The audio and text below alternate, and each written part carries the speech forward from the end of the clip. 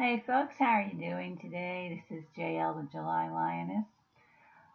Oh, so let's talk about The Sims 3. Yeah, my happy place. So I was watching um, a James Turner video, The Sims Apply. It was a very old one. It's called Let's Create a World. And he has, this was back in 20, maybe 2014, I think. He was anxiously awaiting the launch of The Sims 4. So, in the meantime, he was doing other things with The Sims 3. I'm sure he was rather sick to death of The Sims 3, and So anyway, he made this series of video called Let's Create a World, and what he did was he got the Sims 3 Create a World software beta for free, um, and chronicled his making uh, his own world, which he called Aluna Island, and he actually made it a community project so that he had people watching him making the video, but it was very building the world. It was very um, kind of hands-on, saying, please make some lots to share for everybody to use, and he had like showcases of the world, showcases of the lots that people have made. And there's so many people participating. I just thought that the whole thing was, like a really kind of a community. There's a lot of like community spirit back then, and they would viewers would create lots and then upload them to the exchange, and then you could add the lot to your own version of Aluna Island. And it just was pretty neat. So I was inspired and I decided I was going to get Creative World. And yes, it is still available for free. Uh, it is a very interesting program that relies on the base game, The Sims 3, for it to run. And the idea it really is for you to build a world that you are ideally they want you to share on the exchange and have other people using it too. Well, I just wanted to have a world of my own that I could make videos of, so that's why I got it. So I made some. It's a very old program. I think it was created in '09, so it's the same age as Spore, and it's actually by the same company that puts out Spore. So it's kind of clunky, but it only crashed once, so we're doing well. So I was directed to this tutorial on how to use it, which is a really good tutorial, and made me feel a lot better because when you first look at the software, it's pretty overwhelming. Um, and it really there's a kind of a thin manual on it, you know, that EA put out. So this tutorial was a lot more thorough, but there's still some things I don't quite understand why I was told to do them. There wasn't an explanation for why it was being done. It was just first do this, this, and this. And so I didn't really understand why I was supposed to do that. Anyway, so I'm coming along pretty well with this, and I thought I would share with you what I've done. In the beginning, I couldn't do video of using the actual software, so I took screenshots because I don't have software recording. Yeah, screen capture software, video screen capture software, like Fraps or something like that. Um, I think with my Windows 10 there you can do that, but I haven't attempted that yet. I just record using what The Sims 3 or 4 supplies in the game. And of course, that wasn't used. So CAW is I'd say it's an add-on for Sims 3 or for World Adventures, which is kind of a different, sort of a slightly different kind of expansion pack. I don't know. I don't have it. So anyway, let me get my clips. What I did was I took some screenshots in the beginning of, and so I'll narrate those. And then after that, when I actually could get into the world, I took some video of the world, and it's very interesting without any buildings on it. And the game behaves very strangely without any kind of downtown area or anything. And the Sims have the towny Sims that are spawned. Their names are, if you hover over their heads with your mouse, it brings up a name, but instead of like John Smith Paparazzi, it says like the file name world/Riverview/Smith, /Jones, paparazzi. It's like a long file name. It's very strange. And I'm thinking that any Sims that are generated are homeless, and so they don't have a house to go home to. So their needs will decay. They have no bathroom. They have no kitchen. They have nowhere to go. It's just a blank open world. And so it's so funny because, the Sims react accordingly. It's like a barren world. So it's really different. Really different. Okay, so enough of my blabbing. Let me dig out the clips that I made and see what kind of video I can string together.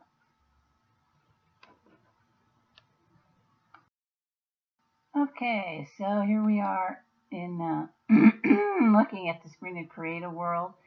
On the left, you can see where I pull the information from, all the tools and stuff, like all the layers and everything. So these are just some shots of basically the world. Look how pretty it is. Isn't that beautiful? And these are items that I pulled from a list and just added to this blank world that was already terraformed and painted for me. So with live oaks with moss and everything. And then you start getting into the actual nitty-gritty of the game, things that can't be seen. So those little white boxes are spawners, and they will create fish in the lake inside the game. And those are a ton of other spawners right there, mostly butterflies. In the back, it's a waterfall effect, and this is the grid, the routing for the actual sim. So that whole spider web are all the little pathways that the Sims can take. So let's now go into the game. Okay, so I woke Barry up and asked him to help me out with this project, and he reluctantly agreed. He was kind of sleepy. Here we are in the world. It's very vacant. And I didn't hide his plumb bob. So it was just interesting to see it without any buildings. Yes, he's a diva. He likes the vista. When I added that lot, I had to, that's called a buff, a beautiful vista buff. And they get more happiness points if you give them that type, when you see that kind of a buff. I did. No, actually, it just makes them happier. Sorry, you don't get points or anything. So somehow or other, this the mascot from the University Life, the very invasive University Life pack, turned up. He's trying to recruit Barry into college. He finds you. This world has no buildings, yet he appears and drives over. They're relentless.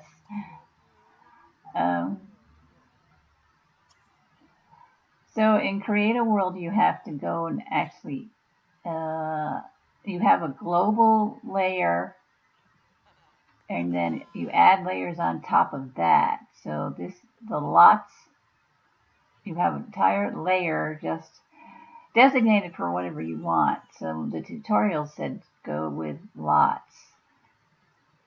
This is map view, which ordinarily would be filled with, well, the user interface is hidden, so I'm not sure, but with the interface, you would see all the different venues, buildings, community centers, people's houses, all that stuff that you can travel to. Now, there ain't nothing. So I had a problem, you'll see later on in the video, with the lot type. I had added lots and just set them up as either residential or community lots, and there was also a drop-down menu where you would say the sublot, like specifically is this a fire station or whatever. And I didn't do that. I just made them all generically community lots, which presented a problem later on. So this is interesting about the routing. Imagine that he's actually running along this white line that's in the spider web. So there is a little white line running along that sidewalk, and he is running on that white line, and that's what routes him.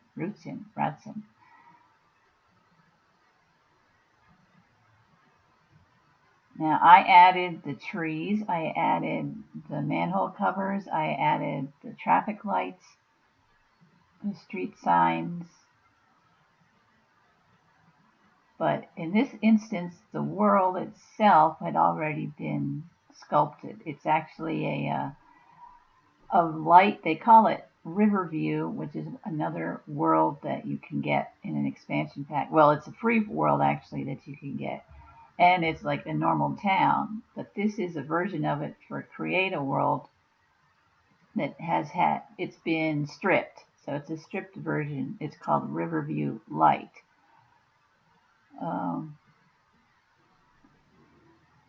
So I added the street lights, the traffic lights, the trees. The roads were already there. It took me quite a while to get all the guardrails across all the bridges. But the bridges and the roads were already there. The landscaping was already, the green grass was already there. But there's a global layer, and you see where there's that lawn cuts into the sidewalk. I added that. That is a lot layer.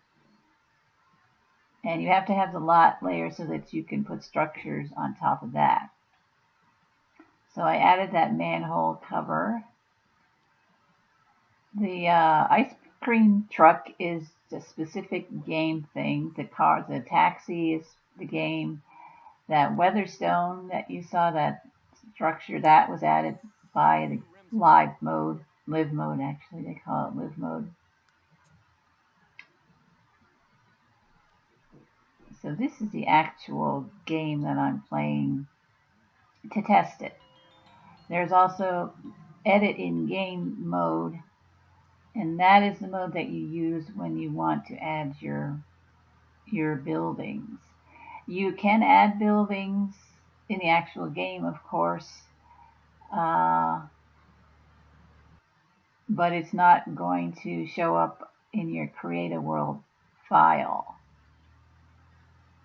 So it's kind of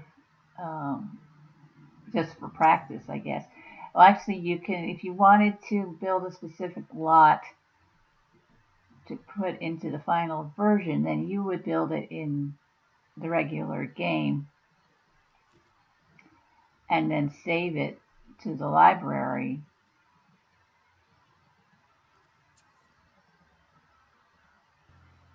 I don't know, it's a little confusing. I'm trying to work that part out too. So we're just kind of riding around. He didn't have a home, so I actually added this really cool little farm that I found. And he has a place to work now. That's the Plum Bob Studios backlot, which in this game is next to his farm. But then when I went into the edit in game, I moved some things around and then I saved it. So when I actually come back and play the game itself, it ought to be the way I made it in the edit in game version, which is available only through the CAW software. So there's a lot of jumping in and out. But really create a world as your gives you a canvas to build a world on, a custom world on, instead of choosing your town from the regular Sims 3 game. You make your own town with your own hills, rivers, mountains, all that stuff.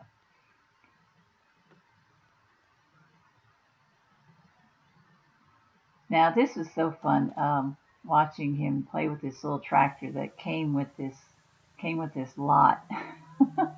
He's not a farmer, he's a musician, but so he's trying his hand at something new here. And you can see the plumb bob, that green diamond over him. A lot of people don't know what those are called. That is the plumb bob. And that's indicates the sim that you're playing with. And the color of it reflects their mood. So he is green, he is good to go. But if he's starting to get stressed or uncomfortable, that green bob will change color to yellow. If he's really in distress, it'll turn to red. So if you're a cruel person, your sim will have a red plumb bob, and you need to do something. You need some attention. So he's watering with the tractor now, and next he will harvest, and then he'll have fruits and vegetables to sell. I love these sound effects.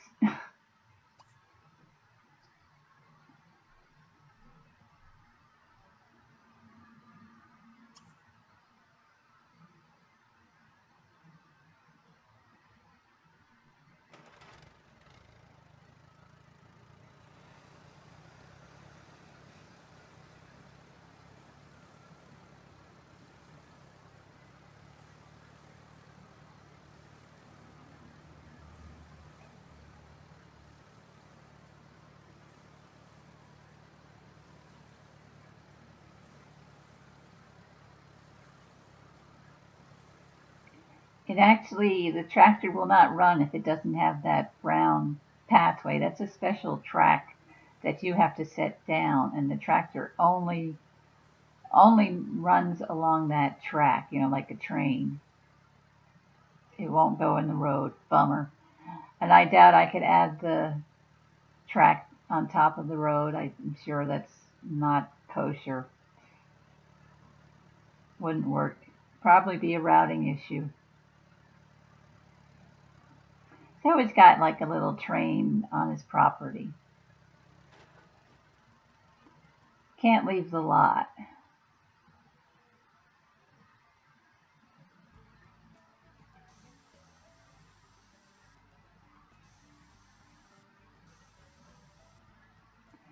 Now here I had this goofy idea that if I could maybe somehow mark the lots, I would know where I want what buildings I wanted to put where, but that was before I realized that I can't see this.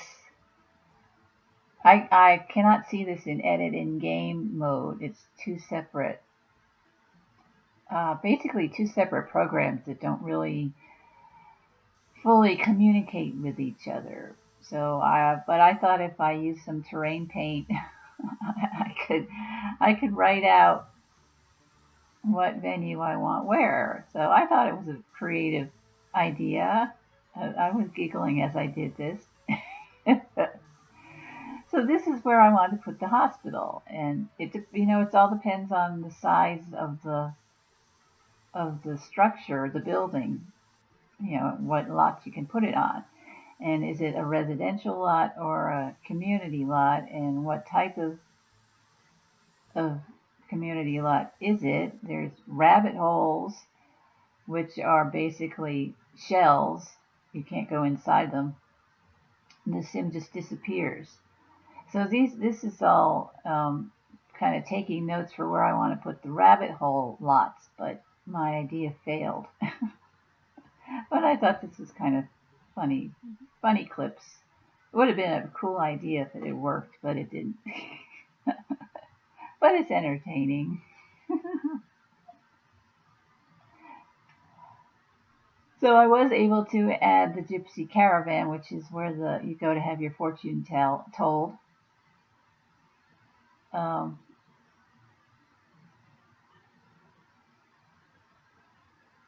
But I couldn't put in the business block. At least I didn't think I could at the time. So I'm not sure if I have to go back into Edit in World or rather CAW and delete the lots that are labeled wrong and add them back in properly. I think I'll go into Edit in Game and see how many lots I can put in without having to do that. It got kind of weird. The newer game packs became more specific as to the rabbit hole lot type, sublot type. Anyway, so that's about it. I don't think I have anything to add to this, so I hope you guys enjoyed this video. This has been JL. Toodaloo.